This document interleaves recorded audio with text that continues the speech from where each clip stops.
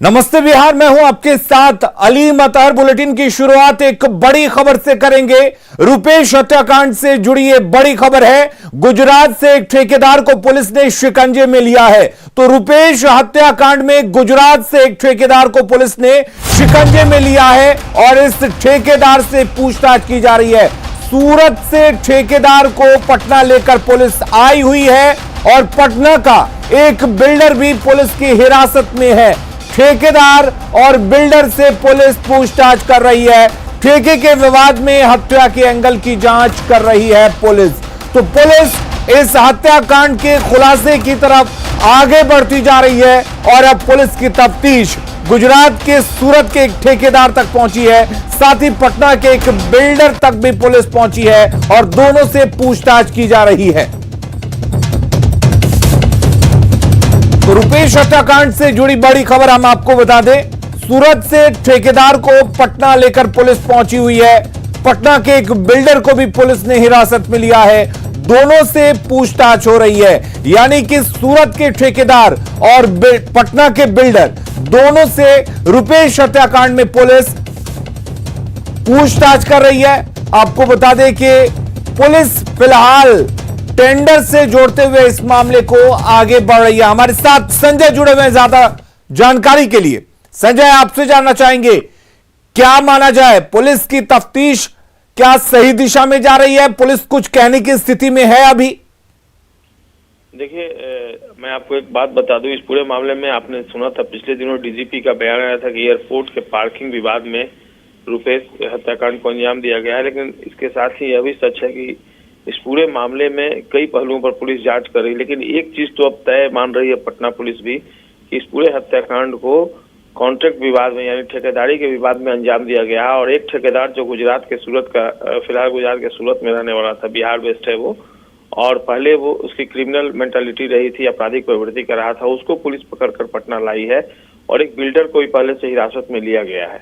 तो इन दोनों से पुलिस पूछताछ कर रही है और सामने भी पूछताछ की गई है। और पुलिस अब करीब करीब पुलिस अधिकारियों की ऑफ द रिकॉर्ड अगर उनकी बात को एक्सेप्ट कर ले हम, तो करीब करीब इस हत्याकांड की तह तक पहुंच चुकी है और आने वाले 2 से 3 दिनों में इस पूरे मामले का एक बड़ा खुलासा हो सकता है। जी अली। संजय, पुलिस ये भी आशंका जता रही थी कि जिन शूटर्स का इस्तेमाल किया गया था इस हत्याकांड को अंजाम देने के लिए, वो बाहर के रहने वाले थे या बाहर के रहने वाले हैं। पुलिस ऐसा मान रही थी। तो क्या यह माना जाए कि पुलिस इस क्लू को देखते हुए भी आगे बढ़ रही है? देखिए, निश्चित तौर पर ये जो पकड़ा गया है, जो ठेकेदार है, इसके खिलाफ एविडेंस है पुलिस के पास। ऑफ द रिकॉर्ड पुलिस अधिकारी यही बता रहे हैं। हालांकि कैमरे के सामने वो कुछ नहीं बोल रहे, लेकिन उनका कहना है कि इसके अगेंस्ट में कुछ एविडेंस मिला है और इसी एविडेंस के आधार पर इससे पूछताछ की जा रही है और इससे क्लू जो मिलेगा उसके आधार पर फिर पुलिस आगे काम करेगी। जी चलिए संजय, बहुत बहुत शुक्रिया आपका तमाम जानकारी देने के लिए। नजर बनाए रखिए, हम लगातार आपसे जानकारी लेते रहेंगे। और बड़ी खबर इस वक्त हाजीपुर से आ रही है, जहां घने कोहरे के कारण पटना से जोगबनी जा रही बस डिवाइडर से टकराने के बाद NH 22 पर पलट गई है, जिसमें एक यात्री की मौत हो गई है। मृतक की पहचान अररिया निवासी दशरथ शाह के रूप में हुई है। हादसे में मृतक की पत्नी उषा देवी भी जख्मी हुई हैं। इसके साथ ही दर्जन भर से ज्यादा यात्री गंभीर रूप से घायल हुए हैं, जिन्हें इलाज के लिए सदर अस्पताल में भर्ती करवाया गया है। यह हादसा सदर थाना के पुलिस लाइन के पास हुआ है। बताया जा रहा है कि हादसा तेज रफ्तार की वजह से हुआ। हालांकि हादसे की खबर मिलते ही प्रशासन हरकत में आ गया, जिसके बाद सभी घायल यात्रियों को अस्पताल पहुंचाया गया। पटना से निकले थे, जोगबनी जाना था जी। हाजीपुर पुलिस लाइन में है ना, पूरे पलट गया ना बस। कैसे पलटा गाड़ी? अब ये पता नहीं कैसे पलटा, बहुत ज्यादा स्पीड में था गाड़ी। अच्छा, वहाँ वहाँ लगा उससे नहीं है? हादसा तो है, लेकिन अब ड्राइवर आगे में था, पता नहीं क्या हुआ। तो कितने आदमी घायल होंगे उसमें? लगभग सब घायल हो गया, पूरे पलट गया ना। जो स्लीपर रहता है सब टूट टूट के सबके देह पे गिरा हुआ है। एक आदमी तो देख कर गया शायद। राजरथ नाम था बस का। और पुलिस लाइन हाजीपुर के पास मुजफ्फरपुर हाईवे पर पलट गई है गाड़ी।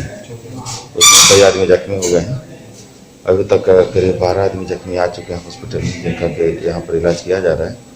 और एक नरपतगंज का एक व्यक्ति उसमें डेथ कर गए हैं एक्सीडेंट में। हादसे की वजह क्या समझ में आ रही है? बहुत घना कोहरा है, कुछ ही सुझाव दिखाई नहीं पड़ रहा रोड पर। अगली खबर का रुख करते हैं। चारा घोटाले में सजायाफ्ता बीमार लालू प्रसाद यादव से राबड़ी देवी, तेजस्वी यादव, तेज प्रताप यादव और मीसा भारती ने 6 घंटे तक मुलाकात की। मुलाकात के बाद तेजस्वी यादव ने कहा कि लालू प्रसाद की तबीयत ठीक नहीं है और उनके फेफड़ों में पानी जमा हो गया है। बेहतर इलाज की उन्हें सख्त जरूरत है और परिवार के लोग चाहते हैं कि उनका इलाज बाहर हो।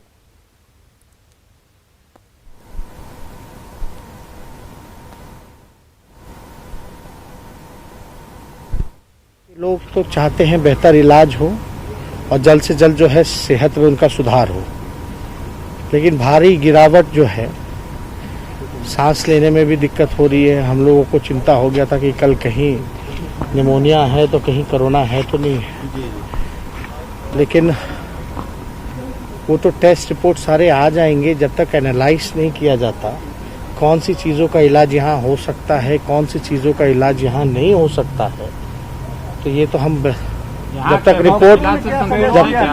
तक रिपोर्ट नहीं आ जाता तब तक हम कुछ नहीं कहेंगे। मंत्रिमंडल विस्तार से पहले चैनपुर से बीएसपी विधायक जमा खान जेडीयू में शामिल हो गए। माना जा रहा है कि उन्हें मंत्री बनाया जा सकता है। वहीं चकाई से निर्दलीय विधायक सुमित सिंह ने भी सरकार को समर्थन का ऐलान किया है।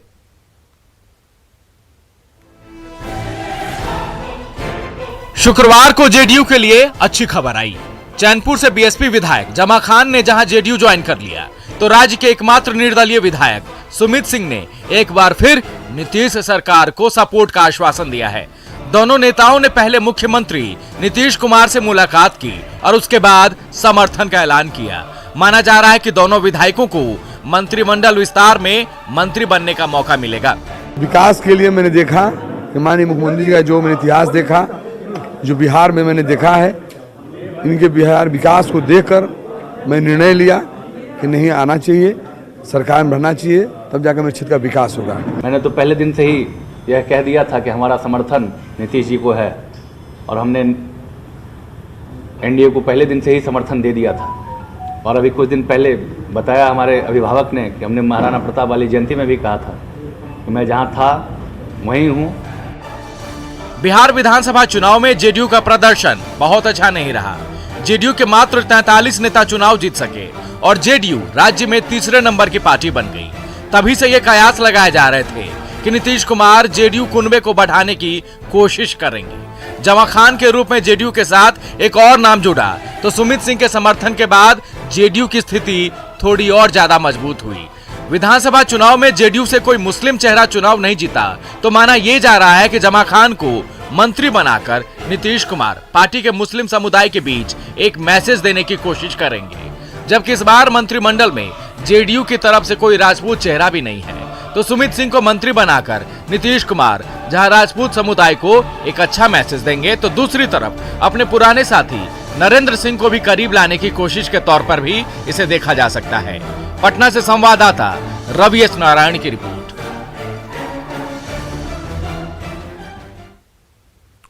सोशल मीडिया को लेकर सरकार की तरफ से नया आदेश जारी किया गया है, जिसमें यह कहा गया है कि सरकार मंत्री, सांसद, विधायक और सरकारी पदाधिकारियों पर आपत्तिजनक टिप्पणी करने वालों पर कार्रवाई की जाएगी। साथ ही अफवाह फैलाने वालों पर भी एक्शन होगा।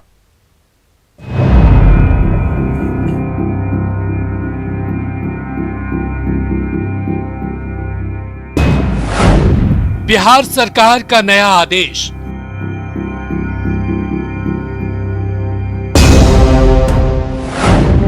गलत लिखेंगे तो जाएंगे जेल।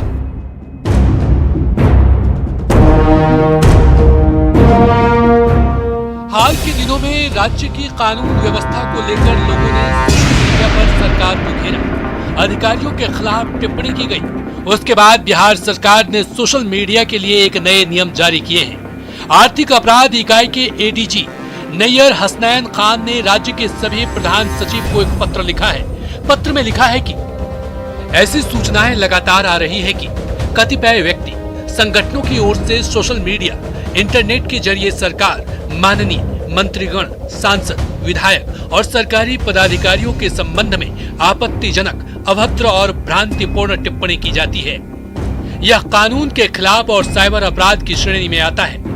आप सभी से अनुरोध है कि ऐसे मामले संज्ञान में आने पर कृपया आर्थिक अपराध इकाई बिहार पटना को विस्तृत सूचना के साथ अवगत कराने की कृपा की जाए, ताकि ऐसे मामले में आर्थिक अपराध इकाई विधि अनुकूल प्रभावी कार्रवाई कर सके।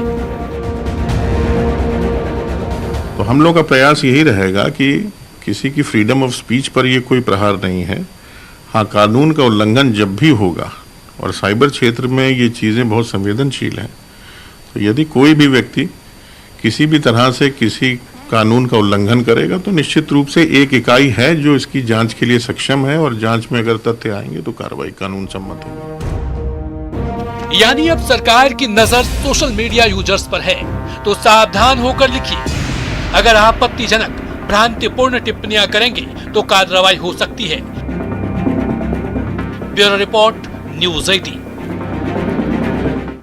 और सोशल मीडिया को लेकर सरकार के नए आदेश पर बिहार में राजनीतिक बहस छिड़ गई है। सत्ता पक्ष के नेता जहां इसे सही बता रहे हैं, तो विपक्ष का कहना है कि इसके जरिए सरकार लोगों की आवाज दबाना चाहती है।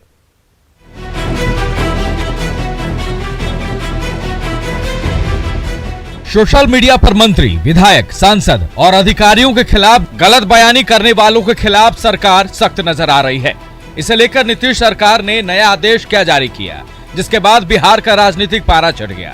नेता प्रतिपक्ष तेजस्वी यादव ने ट्वीट कर सरकार को चुनौती दे डाली। लिखा, 60 घोटालों के सृजनकर्ता नीतीश कुमार, भ्रष्टाचार के भीष्म पितामह, दुर्दांत अपराधियों के संरक्षणकर्ता, अनैतिक और अवैध सरकार के कमजोर मुखिया हैं। बिहार पुलिस शराब बेचती है, अपराधियों को बचाती है, निर्दोषों को फंसाती है। सीएम को मेरी गिरफ्तारी की चुनौती देता हूं। आप किसी के मुंह पे ताला नहीं लगा सकते। आप पूरी तरीके से माखौल उड़ाने, ये शोभा नहीं देता नीतीश कुमार जी को। ये तानाशाह रवैया, किसी को डराने धमकाने से लोग डरने वाले नहीं हैं। तेजस्वी यादव के ट्वीट के बाद आरजेडी और कांग्रेस के नेताओं ने सरकार के खिलाफ मोर्चा खोल दिया। बिहार की जनता इस तुगलकी तालिबानी फरमान को कतई स्वीकार नहीं करेगी। सड़कों पे बवाल मचेगा। फिर आप ये फरमान हाथ में लेके घूमते रहना, एक कागज के टुकड़े से ज्यादा नहीं रहेगा। वहीं सत्ता पक्ष के नेताओं का कहना है कि सरकार किसी के बोलने की आजादी पर प्रतिबंध नहीं लगा रही है, बल्कि वैसे लोगों पर नियंत्रण करने का प्रयास किया जा रहा है जो सोशल मीडिया पर आपत्तिजनक पोस्ट कर अफवाह उड़ाते हैं। ये जो गाली गलौज की भाषा है, अभद्र टिप्पणी है, अनाप शनाप है, गलत बयानी है, ये क्या समाज में कहीं पर अलाउ है? अगर कोई, मैं आपके बारे में कोई भद्दी गाली लिख दूं तो आप कोर्ट जा सकते हैं, और फिर कोर्ट जाने के बाद कार्रवाई भी होती है। हाल के दिनों में जिस तरह से अभद्र भाषा का प्रयोग, अपशब्दों का प्रयोग, भर्त्सना, निंदा और इनके लिए जिस तरह के असंसदीय वाक्यों का प्रयोग हुआ है, वो निस्संदेह शर्मनाक और दुर्भाग्यपूर्ण है। इसीलिए राज्य सरकार का ये ताजा निर्णय स्वागत योग्य है। सरकार के नए आदेश के बाद बिहार में राजनीतिक बहस छिड़ गई है, जिसके आगे भी चलते रहने की उम्मीद है। बस सावधान उनको रहने की जरूरत है जो सोशल मीडिया पर अभद्र, आपत्तिजनक और भ्रामक पोस्ट कर अफवाह फैलाते हैं। पटना से शैलेंद्र और दिल्ली से अमितेश के साथ ब्यूरो रिपोर्ट, न्यूज 18।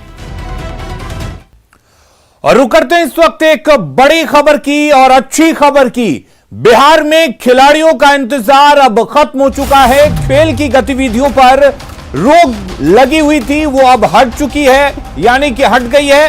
कला, संस्कृति और युवा विभाग ने हरी झंडी दे दी है। खेल और खिलाड़ियों के प्रशिक्षण को हरी झंडी दे दी गई है। 50% क्षमता के साथ इंडोर आउटडोर गेम अब शुरू होगा। कोविड को लेकर गाइडलाइंस जारी किए गए हैं और उसका पालन करना अनिवार्य है। एसओपी के पालन के लिए हर जिले में 10 सदस्यीय टीम भी रहेगी।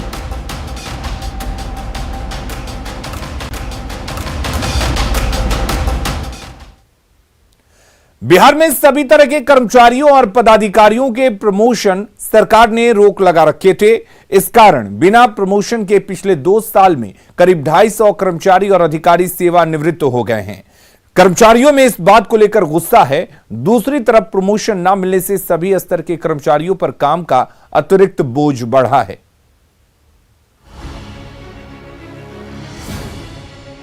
बिहार में पिछले 2 साल में 250 कर्मचारी और पदाधिकारी बिना प्रमोशन के रिटायर्ड हो गए हैं। इसमें बिहार प्रशासनिक सेवा के करीब 100 और बिहार सचिवालय सेवा के करीब 150 कर्मचारी शामिल हैं। और इसकी वजह है राज्य में 2019 से प्रमोशन प्रक्रिया पर रोक लगना। प्रमोशन बाधित है, कोर्ट का बहाना बना करके प्रमोशन बाधित किए हुए हैं, जिसके चलते इसमें कुछ सरकार के जो उच्च पदाधिकारी हैं वो अपना प्रमोशन तो पा रहे हैं, लेकिन राज्य सेवा का पूरे प्रमोशन ठप किए हुए हैं।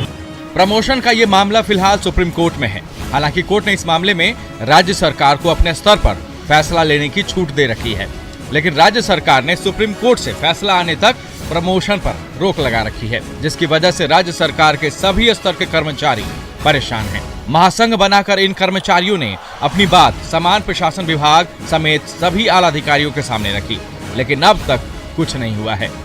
कसक तो है ही मन, बिना प्रमोशन के सेवानिवृत्त हुए। मन में तो कसक है, मेरा जूनियर सब जो मेरे यहाँ से झारखंड गया वो डिप्टी डायरेक्टर तक हो गया।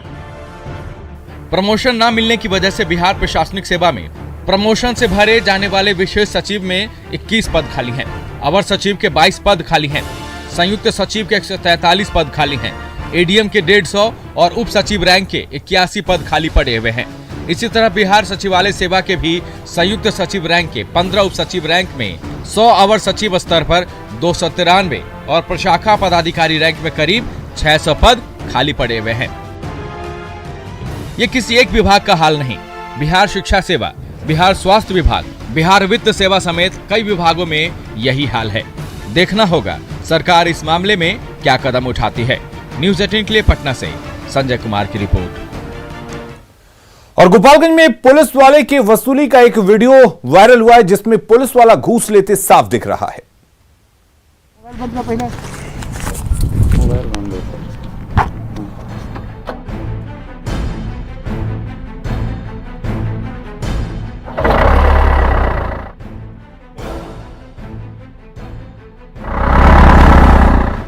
यह है बिहार पुलिस, जो अपना पॉकेट गर्म करना बखूबी जानती है। बिहार पुलिस की घूसखोरी का यह वीडियो सोशल मीडिया पर वायरल है। वीडियो में पैसा लेने वाले हवलदार का नाम रामप्रीत सिंह है, जो विजयपुर थाने में तैनात है। रामप्रीत सिंह की ड्यूटी विजयपुर पगड़ा के पास लगी थी, लेकिन ये गाड़ी चेकिंग के नाम पर अपना पॉकेट गर्म करने लगे। वीडियो में आप देख सकते हैं कि हवलदार रामप्रीत सिंह बाइक हेलमेट के नाम पर युवक से 100 के नोट ले रहा है। इस वीडियो के वायरल होने के बाद जब एसपी से सवाल किया गया तो उन्होंने वही रटा रटाया जवाब दिया। जांच होगी, कार्रवाई होगी। इस घटना के बारे में आप जिक्र कर रहे हैं, उसकी भी कंसर्न एसडीपीओ से हम लोग जांच करा के और जो भी उसमें रहेगा लिप्त उसके खिलाफ कड़ी से कड़ी कार्रवाई। समझना मुश्किल नहीं कि ऐसी पुलिस होगी तो अपराध के आंकड़ों पर लगाम लगेगी या अपराधी बेलगाम होंगे। न्यूज़ 18 के लिए गोपालगंज से मुकेश कुमार की रिपोर्ट। और वहीं गोपालगंज में एक बार फिर एम्बुलेंस से शराब पकड़ी गई है। साथ ही 2 तस्करों को गिरफ्तार किया गया है, जो हरियाणा के रहने वाले हैं। पकड़े गए लोगों के नाम नागेंद्र सिंह और अमरजीत सिंह हैं। एसपी ने बताया कि खबर मिली थी कि एम्बुलेंस से शराब लाई जा रही है, जिसके बाद तलाशी अभियान चलाया गया और 55 कार्टन शराब पकड़ी गई। पुलिस ये पता लगाने की कोशिश कर रही है कि शराब की सप्लाई कहां की जानी थी।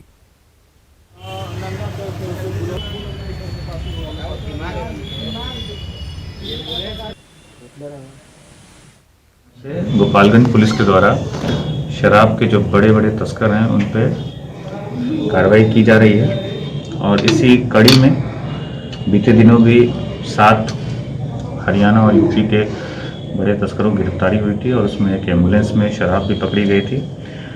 और इसी कड़ी में आज हमें ह्यूमन इंटेलिजेंस इनपुट मिला कि हरियाणा से एक और एम्बुलेंस शराब लेके आ रही है